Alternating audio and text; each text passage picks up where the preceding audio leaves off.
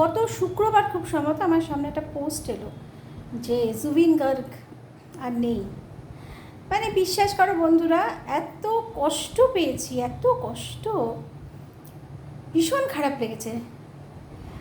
আমি তো অসম্ভব ভালোবাসি, আর বিয়াস তো জুবিনের গান শুনেই বড় হয়েছে। বোঝে না সে বোঝে না, সে তো আজও বোঝে না, মানে অসম্ভব ভালো। ইয়া আলী, রেহম আলী।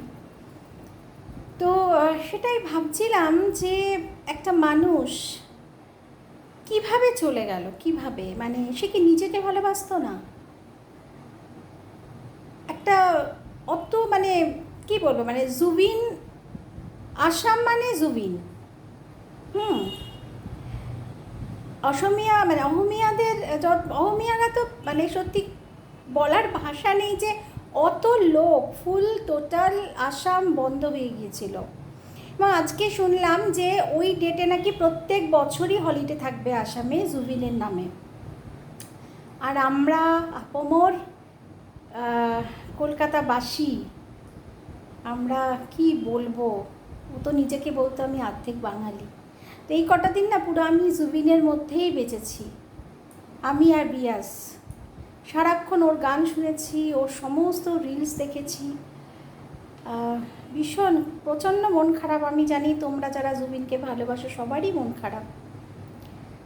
আর কোথাও গিয়ে যেন মনে হচ্ছে যে আমাদের বাংলায় যে প্রসেনজিৎ চ্যাটার্জি, আমার সেদিনই দেখা হলো ওনার সাথে। ডিসিপ্লিন একটা বড় ব্যাপার। যখন মানুষ ফেম পেয়ে যায় তখন ওই জায়গা থেকেই ডিসিপ্লিনড হতে লাগে। কারণ জুবিনের তো অনেক কিছু দাওয়ার ছিল, আমরা সবাই মিস করছি ওকে, তাই না? অহমিয়া ইন্ডাস্ট্রি তৈরি করতে চেয়েছিল জুবিন। একটাই বক্তব্য, কেন চলে গেলে? তুমি কি নিজেকে ভালোবাসতে না? তো সেটাই মনে হয় যে আমাদের বুম্বাদা অসম্ভব রেস্ট্রিক্টেড লাইফ ওনার, খুব ডিসিপ্লিন, যেটা যেটা উনি সেদিন বলছিলেন যে 3টে প্রজন্ম আমাকে দেখছে। মানে শ্রাবন্তী ওনার মেয়েও হয়েছে, ওনার নায়িকাও হয়েছে, আবার শিক্ষিকা, মানে শিক্ষিকা না সরি, ওনার ওর স্টুডেন্টও হয়েছে। দেবী চৌধুরানীতে তো ভবানী পাঠকের স্টুডেন্ট দেবী চৌধুরানী। 3টে প্রজন্ম ধরে, মানে আমি অসম্ভব ভালোবাসতাম, তারপর আমার মেয়ে সেটা ক্যারি করছে। শাহরুখ খান, প্রসেনজিৎ, অমিতাভ বচ্চন, আশা ভোসলে, এরা এরা লেজেন্ড, তাই না? কিন্তু এটাই বলছি যে ডিসিপ্লিন হচ্ছে আসল কথা। জুবিন এত মিষ্টি ছিল, এত মিষ্টি গান, এত মিষ্টি দেখতে, এত মিষ্টি ভালো একটা মানুষ, কেন চলে গেলে? সত্যি আমার মনে হচ্ছে যে যা আমি ওপরে উঠে গিয়ে তলায় নাবিয়ে নিয়ে আসি, চলো তো।